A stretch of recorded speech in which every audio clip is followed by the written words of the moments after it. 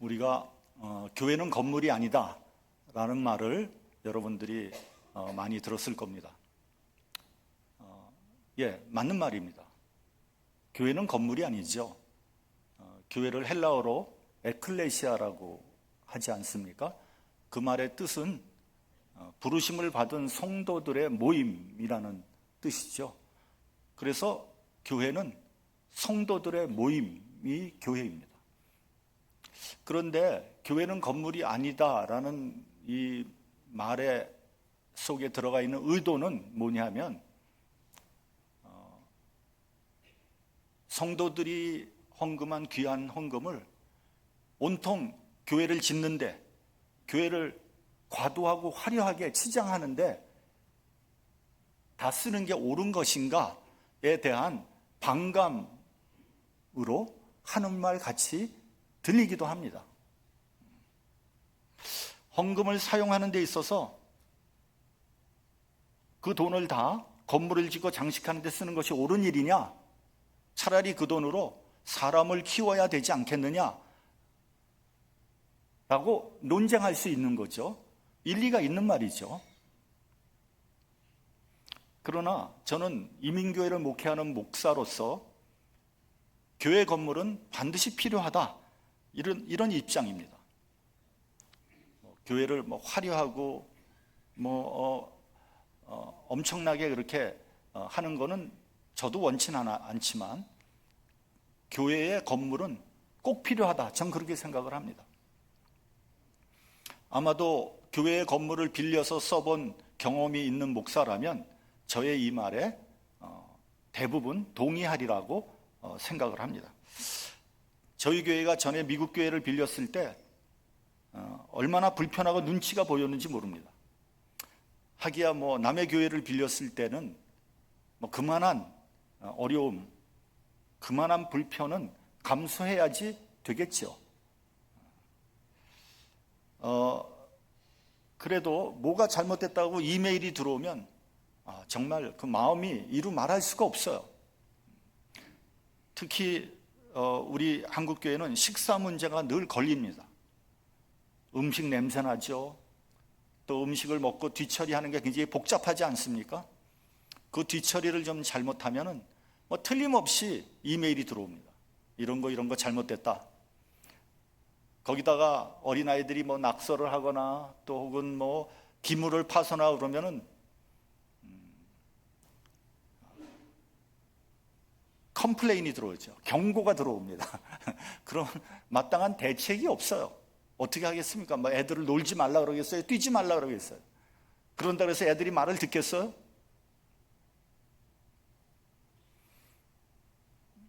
사실 미국 교회나 미국 교인들 나이스하거든요. 그리고 그 사람들은요, 성정 관리를 굉장히 철저히 합니다. 우리 한인교회처럼 잘 안 하고 그러지 않아요. 굉장히 철저히 합니다. 그래서 우리 한인교회가 미국 사람들의 그런 수준에 맞추기는 굉장히 어려운 일입니다. 쉽지 않습니다. 그래서 늘 문제가 생기는 거죠. 그래서 저희 교회도 결국 그 미국 교회에서 쫓겨나게 되지 않았습니까? 나가라고 Certified Registered 메일로 들어오니까 이건 방법이 없잖아요. 그래서 이제 다른 교회를 얻기 위해서 여기저기 돌아다니다 보니까 문득 이거 언제까지 이런 일을 해야 되나, 그런 생각이 들었습니다. 그러면서 이 교회에 돈은 없지만 작은 교회라도 구입하는 것이 하나님의 뜻이 아닐까? 이런 생각을 하게 됐고요. 그래서 정말 많이 무리를 해서 지금 이 교회당을 구입하게 된 거죠. 너무 무리를 해서 엄청 고생을 했지만 그래도 그때 사기를 잘했다라는 생각을 합니다. 왜냐하면 그때 못 샀더라면 아마 지금도 계속해서 새빵살이를 면하지 못하지 않았을까 하는 생각을 하게 됩니다. 우리 이민자들은 고향을 잃어버린 사람들입니다. 마치 식물을 뽑아서 전혀 다른 토양에 옮겨 심은 것 같은 거예요. 식물도요, 잘 자라고 있는데 그걸 뽑아가지고 다른 토양에 옮겨 심으면요, 식물이 몸살을 앓습니다. 이파리가 다 떨어지고 가지가 시들거리고 막 죽으려고 그러다가 겨우 새로운 토양에 적응을 하면 그때부터 살아나기 시작하죠. 요즘 우리 한국 동포들이 한국을 잘 오갑니다만 1980년대나 1990년대는 한국이 한 번 가기가 너무 힘들었잖아요. 돈도 없었고 시간도 없었습니다. 그리고 비즈니스를 하게 되면 쉬는 날이 있어야죠. 아이들하고 2, 3일이라도 휴가 한번 가보지 못하고 여태까지 지내왔어요. 그게 이민 1세의 삶이었습니다. 또 전화비가 얼마나 비쌌는지 큰맘 먹어야지 한국에 전화 한번 하지 않았습니까? 전화 한번 하면 그 당시에 20불, 30불, 40불 막 나와요. 월급은 쥐꼬리만큼 받는데 전화로 다 쓸 수는 없잖아요. 그때 일주일에 한 번, 아마 주일날이었을 겁니다. 일주일에 2시간 한국 방송을 방영했어요. 여러분들 기억하실지 모르겠습니다만. 그러면 시작할 때는 애국가가 나오고 끝날 때는 나의 살던 고향은 꽃피는 산골, 이렇게 이제 딱 나옵니다. 어느 날 이제 주일날 또 한국 방송 봐야 되잖아요. 일주일에 한 번 하는데 2시간 또 그걸 열심히 보고 한 12시 되니까 이제 끝나는데 나의 살던 고향은 그걸 딱 듣는데 나도 모르게 눈물이 나오더라고요. 누군가 그러더라고요. 이 세상에 제일 불행한 사람은 고향이 없는 사람이다.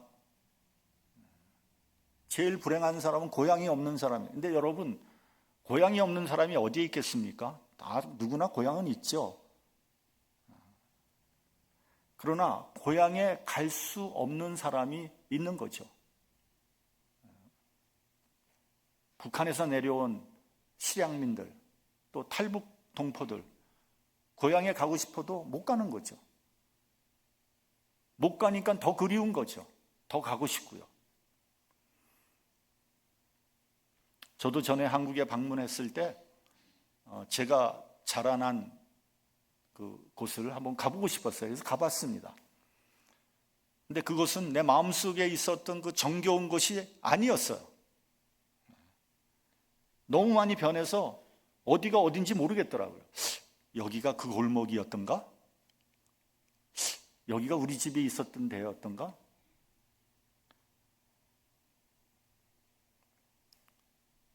저는 너무 실망했어요. 이건 내가 상상하던 내 정겨운, 내가 그리던 그곳이 아닌데? 너무 많이 변했고 삭막하게 변하여 있었습니다. 그러고 보니까 현대인들은 너나 할 거 없이 다 고향을 잃어버린 사람이다. 그렇게 생각이 듭니다. 다만 내 마음속에 고향이 있을 뿐이죠. 두 번째로 불행한 사람은요, 믿음을 잃어버린 사람이다. 믿음이 있었어요. 그러나 믿었던 사람으로부터 상처를 받고 배신을 당해서 믿음을 잃어버렸어요. 이 세상에 믿을 사람 하나도 없다. 근데 사실 그렇습니다. 이 세상에 누굴 믿겠습니까? 믿을 사람 하나도 없어요. 그러나 여러분, 한번 바꾸어 생각해 봐야 됩니다. 그러면 나는 믿을만 한가? 나는 믿을 사람 하나도 없는데 그러면 나는 다른 사람이 보기에 나는 믿을만 한가? 우리가 나를 좀 냉정하게 객관화시켜서 봐야 합니다. 상처와 배신으로 따진다면 예수님만큼 배신당한 분이 어디 있겠습니까? 예수님에게 은혜 받은 사람에게 다 버림을 받았고요. 사랑하는 제자들마저 다 도망치지 않았습니까? 특별히 그의 수제자 베드로는 3번이나 주님을 부인하고 저주하면서 도망치지 않았습니까? 그러나 예수님은 끝까지 제자들을 믿어줬고 사랑했습니다. 네가 나를 사랑하느냐? 3번이나 물어보셨어요. 그리고 내 양을 치라. 비록 이 세상이 나를 속인다고 해도 그렇다고 나까지 믿음을 잃어버려서는 안 될 것 같아요. 그러면 너무 비참해지는 거 아닙니까? 사람이. 세 번째로 불행한 사람은요, 봉사하고 희생할 줄 모르는 사람입니다. 이기심에 사로잡혀서 나 자신만을 위해서 살아가는 사람, 불쌍한 사람이죠. 사람은 모름지기 봉사하면서 기쁨을 얻게 된다는 것을 알아야 합니다. 기독교 성악가들이 주축으로 된 합창단이 있었어요. 한국 TV에서 봤는데 이 사람들이 소록도에 있는 나병 환자들을 그들을 위해서 공연을 하기 위해서 이제 거기에 가게 됐어요. 공연을 끝내고 난 다음에, 그러니까 이 사람들이 그러니까 자기 돈 들여서, 자기 시간 들여서, 자기 재능으로 자선 공연을 하는 거죠. 근데 이 공연을 끝나고 난 다음에 이런 말을 하는 걸 들었습니다. 우리가 나병 환자를 위로하기 위해서 여기까지 왔는데, 그래서 자선 공연을 했는데 이곳에서 오히려 자신들이 더 큰 은혜를 받았다. 이렇게 고백을 하더라고요.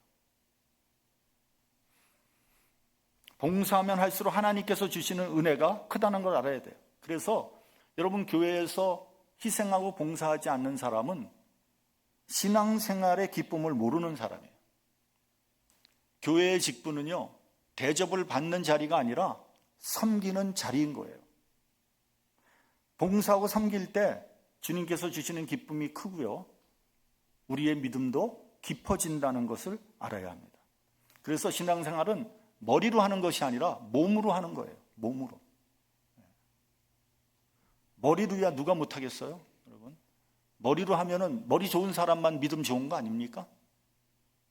몸으로 신앙생활을 하는 거예요.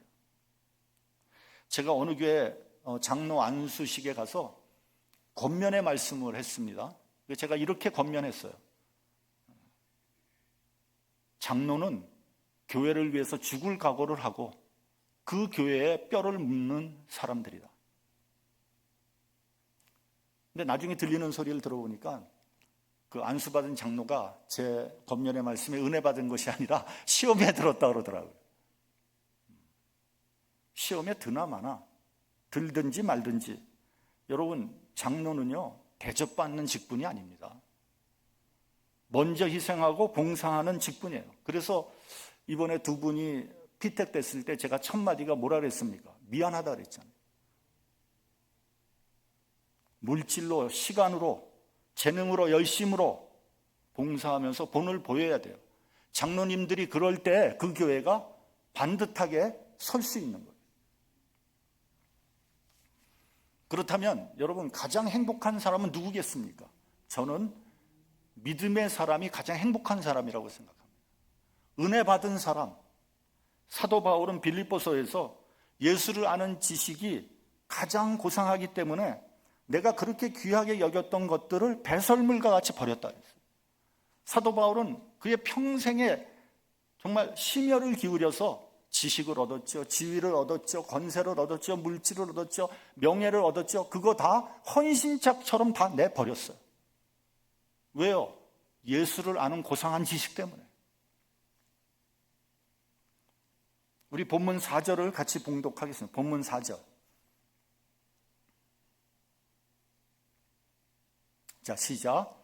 주의 집에 사는 자들은 복이 있나니 그들이 항상 주를 찬송하리이다.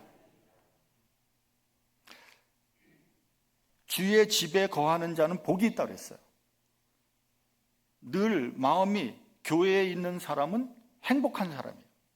또 5절에 보면 그 마음에 시온의 대로가 있는 자는 복이 있다고 했어요. 그 마음이 하나님을 향해 활짝 열려 있는 사람, 그 사람은 행복한 사람이에요. 누가 뭐라 해도 행복한 사람이에요. 하나님을 찬양하고 하나님께 예배드리며 하나님 사랑 속에 거하는 사람, 행복한 사람이에요. 하나님을 섬기는 사람, 그것을 가장 큰 기쁨으로 여기고 사는 사람은 행복한 사람이에요. 여러분, 세상적인 성공과 성취는 잠시 기쁘지만 곧 시들해집니다. 뭔가 아쉽고 허무해요. 그래서 더 큰 성공, 더 많은 쾌락을 추구하려고 노력하는 거예요. 마시면 마실수록 목이 더 마르는 소금물처럼 이 세상에는 만족이 없습니다. 여러분, 성공한 사람들이 수면제를 많이 먹는다는 거 아십니까? 성공은 했는데 잠이 안 오는 거예요. 부자 나라에서 제일 잘 팔리는 약이 수면제예요. 그리고 자살률이 가장 높습니다. 왜 그런 겁니까? 뭔가 이루었는데, 뭔가 성공을 했는데 허무한 거예요. 인생의 목표가 사라졌어요. 그러나 하나님께서 주시는 은혜는 우리를 만족하게 합니다. 그것을 전문 용어로 뭐라 그럽니까? 충만하다 그러는 거예요. 영어로 얘기하면 fulfilled. 완전히 꽉 찬 거예요. 더 이상 채울 필요가 없어요. 진정한 기쁨과 감사가 있는 겁니다. 그러나 여러분, 우리가 이렇게 살다 보면 아무리 은혜를 받았다 그래도 의도치 않은 고난이 올 수가 있어요. 예상치 못한 상처를 받을 수도 있어요. 그래서 본문 6절에 보면 저희는 눈물의 골짜기를 통행할 때라고 돼 있어요. 그러니까 살다 보면 눈물의 골짜기를 지나갈 때가 있는 거예요. 고난을 당할 때가 있어요. 근데 여러분, 그것은 절대로 상실만은 아닙니다. 우리가 이런 고난을 통해서 더 소중한 것을 얻게 되는 거예요. 고난은요, 인간의 소원을 단순하게 해줍니다. 그리고 가치관을 바꿔줘요. 여러분, 건강할 때와 병들었을 때의 소원이 다릅니다. 건강할 때는요, 열심히 일하고 물질을 더 많이 벌고 성공하고 할 일이 많아요. 근데 병들고 나면요, 그런 것들이 아무 소용이 없어요. 그게 무슨 소용이 있겠어요? 소원이 단순해집니다. 사업에 성공했을 때는 하고 싶은 일이 많아요. 근데 사업에 실패하고 나면요, 그런 것들이 별 의미가 없어집니다. 그러니까 전에 생각하지 못했던 것들이 정말 중요한 것이라는 것을 깨닫게 되는 거예요. 예를 들면 사업이 바빠요. 성공했어요. 그러면 자연히 가정에 소홀하게 돼요. 그렇죠? 교회에 쑥쑥 빠집니다. 왜요? 시간이 안 되니까. 시간이 없어요. 주일날도 손님들하고 가서 골프 쳐야죠. 접대해야죠. 그러나 실패하고 나면요, 정말 중요한 것이 가정과 교회라는 사실을 깨닫게 돼요. 내 영혼과 육신이 정말 편안히 쉴 수 있는 것은 가정과 교회라는 것을 알게 되는 거예요. 그렇게 되면 내가 가정을 또 교회를 너무 소홀히 여겼구나. 이와 같이 우리의 인생관과 가치관을 바꿔주는 것이 바로 고난이에요. 이것이 고난이 우리에게 주는 유익입니다. 고난이라 해서 다 나쁜 게 아니에요. 고난을 통해서 우리는 하나님의 사람으로 더 가까이 갈 수 있게 되는 거예요. 시편 84편은 누가 지었는지 잘 모릅니다. 거기 시편 바로 위에 보면 고라의 자손의 시라고 되어 있는데, 학자들은 고라의 자손들이 부른 찬송시라고 그렇게 이해를 합니다. 본문 1절에 보면 주의 장막이 어찌 그리 사랑스러운지요, 이렇게 되어 있어요. 그래서 이 시를 지었을 때가 아마도 주의 성전이 없었을 때, 장막이 있었을 때로 보는 것이 합당할 것 같아요. 그러면 언제입니까? 솔로몬 왕 때 성전을 지었잖아요. 그러니까 그 이전에 아마 다윗 왕이 지은 시가 아닌가, 그렇게 보여집니다. 여러분, 다윗이 누굽니까? 이스라엘에서 가장 위대한 왕이었지만 정말로 고난을 많이 당한 사람 아닙니까? 사울에 이어서 왕이 되었지만 실상은 왕이 되기 어려운 인물이었죠. 이새의 8번째 아들, 막내로 태어나서 자기 아버지조차도 별로 인정하지 않는 그런 평범한 인물이었어요. 하나님의 선택에 의해서 왕은 되었지만 많은 우여곡절을 겪었습니다. 그가 왕이 되기까지의 여정은 험난했고 기구했어요.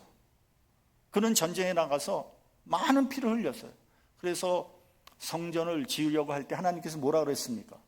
너는 성전 못 짓는다. 왜요? 네 손에 피가 너무 많이 묻었다. 그 정도로 거친 세월을 산 사람이 다윗입니다. 가정적으로도 별로 행복하지 못했어요. 그의 첫 번째 부인이었던 미갈하고의 관계는 파국으로 끝났고요. 또 그가 사랑해서 돌이킬 수 없는 죄를 지으면서까지 얻은 밧세바는 그의 위로가 되지 못했던 것 같아요. 많은 자녀가 있었지만 그것이 복이 아니라 우한거리가 되었죠.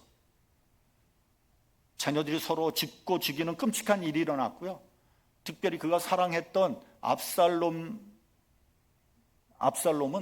반란을 일으키지 않습니까? 그래서 다윗은 수도를 버리고 피난을 가야 되는 그런 신세가 되었습니다. 그 와중에 신하들도 배반을 했죠. 다윗은 마음 둘 곳이 없었습니다. 그에게는 아무런 소원도 아무런 미련도 없었습니다. 그는 영적으로 육신적으로 지쳤습니다. 쉬고 싶었어요. 그리고 그리운 것은 하나님 한 분뿐이었어요. 그의 마음은 오직 성전에 가고 싶은 그런 마음뿐이었어요. 여기서 나오는 성전은 아까도 말씀드렸지만 성막이죠. 수달피로 엮어서 만든 천막입니다. 수백 년이나 된 정말 낡은 그러한 성막이었어요. 그 성막 안에는 법궤가 있었습니다. 그러나 그 성막에는 하나님의 거룩한 임재와 하나님의 영광으로 가득 차 있었습니다. 다윗은 하나님의 성막을 사랑했습니다. 성막에 나가서 예배 드리는 것이 그의 소원이었어요. 하나님의 성전을 그리워하는 마음, 하나님의 성전을 향하여 가는 발걸음, 시온의 대로가 그 마음에 있는 사람은 행복한 사람이죠. 하나님 전에 거하는 행복, 하나님 전에서 봉사하는 기쁨, 또 하나님 전에서 성도들과 교제하는 기쁨, 얼마나 감사한 일입니까? 이 기쁨, 이 행복, 이 감사를 모르는 사람은 불행한 사람이죠. 여러분, 이 세상 어디에서 이런 만족과 행복을 얻을 수 있겠습니까? 사심이 없는 순결한, 여러분, 이 세상은 온통 사심으로 꽉 차 있잖아요. 교회에는 사심이 없잖아요. 교회에서 무슨 사심이 있겠어요? 순결하고 온전한 행복, 이것은 오직 하나님의 집에서만 얻을 수 있는 거예요. 이것을 아는 사람은 늘 성전을 그리워합니다. 성전은 우리의 영원한 마음의 고향이죠. 그리고 슬프고 아플 때, 상처받았을 때 성전을 그리워하게 되는 거예요. 여러분, 슬프고 상처받았을 때 누구한테 하소연할 수 있겠습니까? 누가 받아주겠습니까? 그러나 하나님 앞에 나와서 풀어내면 마음에 맺혔던 것이 풀어지고요, 마음이 따뜻해지죠. 저는 말씀 많이 드렸지만 은혜를 받고 나서부터 교회 가는 게 너무 즐거웠어요. 너무 좋았어요. 주일날 아침 되면요, 마음이 벌써 들떠 있어요. 가벼운 흥분 상태에 들어갑니다. 너무 기분이 좋았어요. 오늘 예배를 통해서 주님께서 어떤 은혜와 기쁨을 주실까, 그걸 생각하면요, 나도 모르게 내 입에서 찬송이 흘러나왔어요. 그래서 찬송을 흥얼거리면서 차를 타고 교회로 가는 그 기쁨, 말로 표현할 수 없었어요. 근데 여러분, 은혜 받기 전에는 교회 가기 정말 싫었죠. 교회라는 것이 괜히 쓸데없이 시간만 죽이는 것 아니야? 비생산적인 것 아니야? 교회 갈 시간이 있으면 차라리 그 시간에 돈 벌러 가지, 친구하고 놀러 가지, 따분하게 교회 가 있냐? 그렇게 생각했어요. 교회 나가는 사람을 바보같이 생각했어요. 위선자로 보였어요. 겉으로는 웃고 있지만 속은 시꺼먼 사람들이지, 이렇게 생각했었어요. 아주 비판적으로 봤습니다. 근데 은혜 받고 나서 사람이 180도 바뀌었어요. 어떻게 내가 이렇게 바뀌었는지 내 스스로를 봐도 희한할 정도였습니다. 이게 자동차를 타고 미국 여행을 이렇게 하다 보면 정말 잘 지은 교회들이 보입니다. 어떤 곳에 가면 정말 잘 지었어. 너무 잘 지었어. 저 교회 지은 사람들 얼마나 헌신했으면 저렇게 아름다운 교회를 지었을까? 그 믿음과 헌신이 부러웠어요. 미국이 과거에는 정말 신실한 믿음을 가지고 있는 사람들이 많이 있었는데 그런 생각이 들었습니다. 우리 교단에요, 이런 프로그램이 있어요.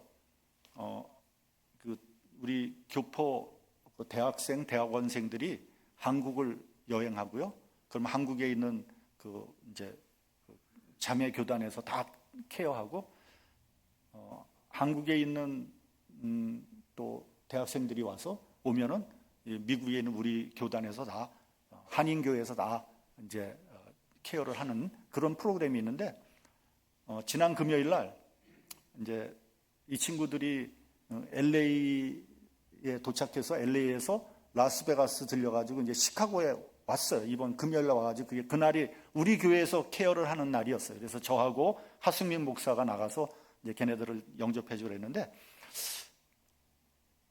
무슨 일이 있었냐면요, 라스베가스에서 이 친구들이 이제 차에다가 짐을 놔두고 저녁 먹으러 갔는데 도둑놈들이 와가지고 차 유리를 다 깨버리고 차 속에 있는 짐을 가지고 훔쳐간 거예요. 근데 거기 온 애들 중에서 3명이 그 가방 속에 여권이 들어가 있는 거예요. 여권이 없이 어딜 돌아다닙니까? 비행기를 타도 여권이 있어야 되잖아요. 국내선을 타도. 근데 어떻게 해서 시카고로 오게 됐어. 그래서 시카고에 이제 관광을 할 스케줄을 다 했는데, 뭐 관광이고 뭐고 없지 뭐. 그냥 금요일 날 미드웨이 공항에 2시 반에 도착했어요. 그래가지고 다운타운에 있는 총영사관을 가야지 뭐 여권을 만들 거 아닙니까? 그래가지고 그냥 총영사관을 갔더니 금요일 오후 3시 반이야. 그 사람들 4시 반에 문 닫는데 3시 반에 가서 여권 3개를 잊어버렸다고 만들어야 되는 거예요. 그래가지고 거기 그 사람들한테 막 사정을 해서 그 사람들이 오버타임까지 해가지고 여권을 만들었어요. 결국 3개 다 만들었어.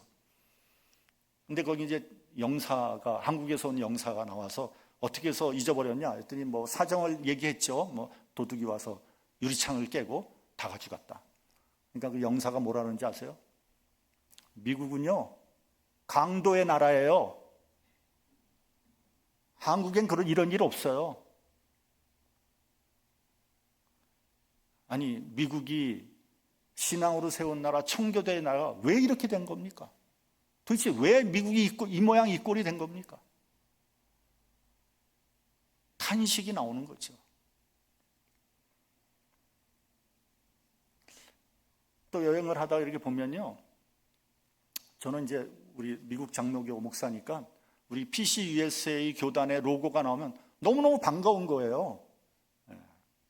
근데 한편으로는 과거에 미국 장로교회가 미국의 신앙을 이끌었는데 왜 이렇게 약해졌나? 안타까운 생각이 드는 거예요. 왜 이렇게 미국이 신앙적으로 약해졌나? 믿음이 있는 분들도 연세가 들고 육신이 약해지면 어쩔 수 없이 교회에 나올 수가 없어요. 그러면 이제 가끔 제가 신방을 가죠. 그러면 그렇게 교회 가고 싶어 하세요.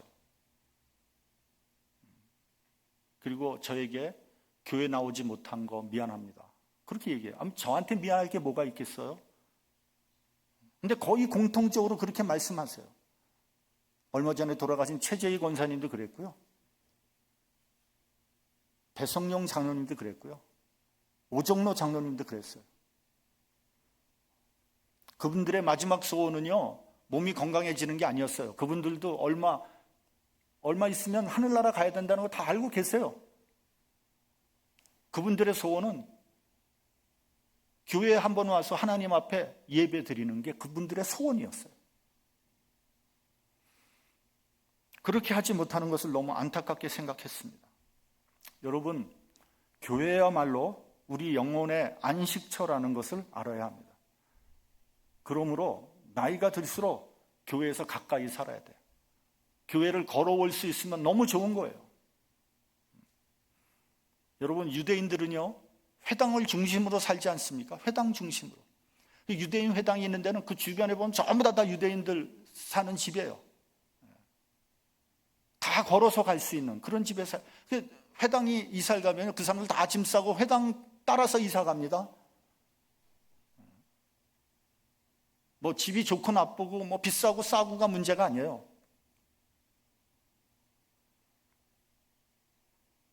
어떻게든지 회당 가까운 데로 이사 갑니다. 회당 중심의 삶이죠. 그래서 유대인들이 이런 말 하지 않았습니까? 유대인들이 안식일을 지킨 것이 아니라 안식일이 유대인을 지켜줬다. 아주 유명한 말 아닙니까? 수천 년을 디아스포라로 전 세계를 흩어져 살았지만 유대인이란 아이덴티티를 잃어버리지 않았고요. 그들의 신앙을 잃어버리지 않았어요. 어떻게 그렇게 된 겁니까? 그들이 철저히 안식일을 지켰거든요. 신앙이 유대인을 지켜준 거예요. 마찬가지로 우리가 교회를 지키고 섬기고 봉사하면 교회가 나를 지켜주고 내 건강을 지켜주고요. 우리 가정을 지켜줄 거예요. 이거는요, 수천 년의 유대인의 역사가 우리에게 증명해 주고 있는 거예요. 여러분, 우리가 피곤한 이유는요, 이 세상에 나가서 쓸데없는 헛된 짓을 너무 많이 하기 때문에 피곤한 거예요. 여러분, 세상 일은 아무리 많이 해도 다 헛된 거예요. 나중에 생각하면 전부 후회만 남을 뿐이에요.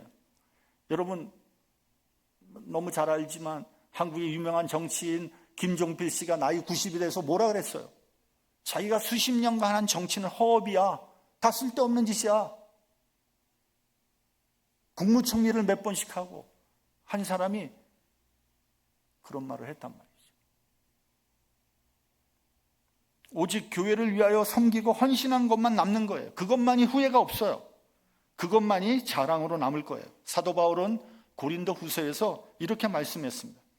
우리 주 예수의 날에 저희가 우리의 자랑이 되고 우리는 저희의 자랑이 되리라.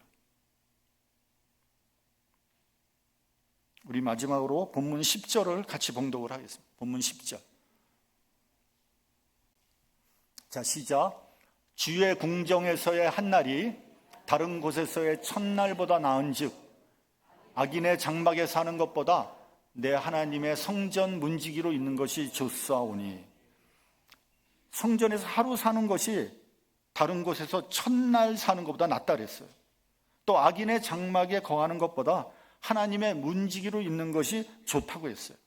세상에서 부귀영화를 누리고 뭐 온갖 화려하게 사는 것보다 하나님의 집에 문지기로 있는 것이 좋겠다는 고백이 나의 고백이 되시길 바랍니다. 봉사하는 기쁨, 수고하는 특권, 그것을 자랑으로 여기는 믿음을 소유하시기 바랍니다. 교회를 섬기는 일보다 더 아름답고 귀한 것은 이 세상에 없습니다. 기도하겠습니다.